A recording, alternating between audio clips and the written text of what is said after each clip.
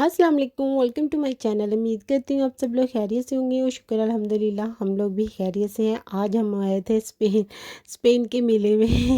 ये हमारे घर के पास एक रमला है, वहाँ पर बच्चों के लिए उन्होंने झूले लगाए हुए थे। इब्राहिम को लेकर हम लोग आए थे इन झूलों की सैर करने के लिए, क्योंकि जून का महीना है, छुट्टियाँ हो जानी हैं बच्चों को। तो पहले उनकी 2 टाइम क्लासेस होती थी, सुबह के टाइम भी और सेकेंड टाइम भी, लेकिन अब उन्होंने एक टाइम ही कर दी हुई है। तो 12:30 बजे तक बच्चों की छुट्टी हो जाती है। उसके बाद फिर बच्चों के एंटरटेनमेंट के लिए वो वीकेंड पर कोई ना कोई इस तरह का छोटा मोटा प्रोग्राम उनका स्टार्ट ही रहता है। कभी सेंटर में हो रहा है, कभी किसी रमले के पास कम रमले पर होता है। मोस्टली ये झूले तो लगते ही लगते हैं। अभी ये यहीं पर लगे हुए हैं, उसके बाद एक नेक्स्ट वीक है ये कहीं और जगह पर लगा देंगे। सिर्फ 2-3 दिन के लिए लगाते हैं और उस एरिया के जो बच्चे होते हैं ना वो खूब इंजॉय करते हैं। ये सिटी में ना जगह जगह लगाएंगे, लेकिन इधर से उठाकर उधर ले जाएंगे, फिर वहाँ पर जाकर ये सेटअप सारा लगा देंगे। तो इनका ये काम चलता रहता है। तो इब्राहिम को हम लोग लेकर आए थे कि शायद इसका वो थोड़ा इंजॉयमेंट कर लेगा और मज़ा आएगा ये झूले देखकर, लेकिन ऐसा कुछ भी नहीं हुआ। इब्राहिम देखकर पहली बाजी का हाथ पकड़ कर रोने लग गया कि मैंने नहीं ये झूले लेने, मैंने नहीं ऊपर नहीं जाना। मैंने हालांकि उसे कहा भी आओ मैं तुम्हारे साथ बैठती हूँ, लेकिन उसने इनकार कर दिया।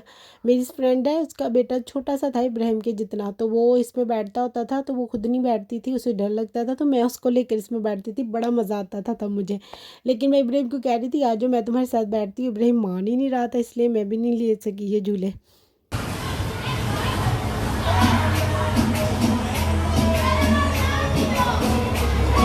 और क्योंकि अभी फर्स्ट डे था, ये अभी मेरे ख्याल में पहले दिन ही लगे थे, तो अब ये सैटरडे तक लगे रहने थे। तो हम लोग फर्स्ट डे पर ही आ गए थे जुमेरात वाले दिन इसको देखने के लिए। और इसलिए इतने यहाँ पर रश भी नहीं था, लेकिन ये शुक्र है ज़्यादा रश भी नहीं था, क्योंकि ज़्यादा रश में भी बहुत ज़्यादा यहाँ पर मोरक्को के बहुत लोग आते जाते हैं अपने बच्चों को लेकर, स्पेनिश लोग भी आते हैं, तो काफ़ी ज़्यादा रश हो जाता है। तो इतना फिर वो टिकट्स वगैरह नहीं मिलती बैठने के लिए, तो वो काफ़ी प्रॉब्लम हो जाती है। उसके अलावा ये वाला मुझे बहुत अच्छा लग रहा था। वो जैसे पाकिस्तान में होता है ना, उन्होंने एक भैंस बनाई होती है, उसके ऊपर बैठते हैं, वो हिलाती है आपको गिराने के लिए। ये सेम वैसा ही था, लेकिन ये था इसमें गिरने का जो चांसेस थे वो थोड़े कम थे। उसके अलावा ये वाला जंपिंग वाला भी उन्होंने बच्चों के लिए बहुत मज़ेदार बनाया हुआ था। ये ऑटोमेटिकली मशीन के साथ चल रहा था और बच्चों को एंटरटेन कर रहा था। जो इसके आगे आते थे, जहाँ तो जंपिंग लगा ले या फिर उनको गिरा देता था, और बच्चे बहुत इंजॉय। मुझे स्पेशली ना इसके कलर बहुत अच्छे लग रहे थे, इतने देखें कितना कलरफुल सा लग रहा है। जैसे एक वो बना होता है घर सा बच्चों के लिए, तो बिल्कुल ये वैसा ही लग रहा था मुझे। इतने प्यारे प्यारे से समर के हिसाब से उन्होंने कलर कलर की स्कीम की हुई थी, तो बच्चे खूब इंजॉय कर रहे थे। इब्राहिम यहाँ पर भी नहीं बैठा। इब्राहिम इतना डरता है ना इन झूलों से, हर चीज़ से, तो हम लोग कहते हैं उसका डर ख़त्म हो जाए, लेकिन पता नहीं क्यों उसका डर ख़त्म नहीं हो पा रहा। तो बस वहाँ पर एक ही शॉप लगी हुई थी शॉपिंग के लिए, ये वाली शॉप, और ये हर साल ही लगी हुई होती है। और यहाँ पर ना ये ब्रेसलेट्स तो बहुत अच्छी मिलती है, नेकलेस भी बहुत अच्छे मिलते हैं, लेकिन बहुत ज़्यादा एक्सपेंसिव लगाए हुए होते हैं। जैसे एग्जीबिशंस होती है ना पाकिस्तान में, उन्होंने कितनी ज़्यादा वो लगाई हुई होती हैं एक्सपेंसिव सी चीज़ें। बिल्कुल सेम ये यहाँ पर भी ऐसे ही है। अगर आप यही वाली चीज़ें यहाँ पर मार्केट्स वगैरह में ख़रीदेंगे तो ये इतनी एक्सपेंसिव नहीं होती जितनी इस आदमी ने लगाई हुई थी। और मैंने इसे 1-2 ब्रेसलेट्स और एक नेकलेस के बारे में पूछा था, मुझे प्यारा लग रहा था, मैं सोच रही थी वो ले लूँ, लेकिन इसने बहुत ज़्यादा उसकी मुझे प्राइस बताई कि मैंने पहले ही इनकार कर दिया कि नहीं मैंने नहीं लेना, क्योंकि मुझे अच्छा लग रहा था। वैसे वो पेंडेंट बना हुआ था दिल शेप में, उसके बीच में जो कलर्स वाले कलर के नग थे ना वो बहुत अट्रैक्ट कर रहे थे, लेकिन इसने बहुत ज़्यादा एक्सपेंसिव लगाया हुआ था, इसलिए फिर मैंने नहीं लिया। उसके अलावा यहाँ इसके पास पर्स वगैरह थे, बच्चों के टॉयज़ वगैरह थे, बच्चों के लिए पर्स वगैरह थे। तो ज़्यादातर मोस्टली ना मिक्स शॉप थी, एक ही शॉप थी, तो उन्होंने बच्चों के लिए और बड़ों दोनों के लिए मिक्स ही बनाई हुई थी।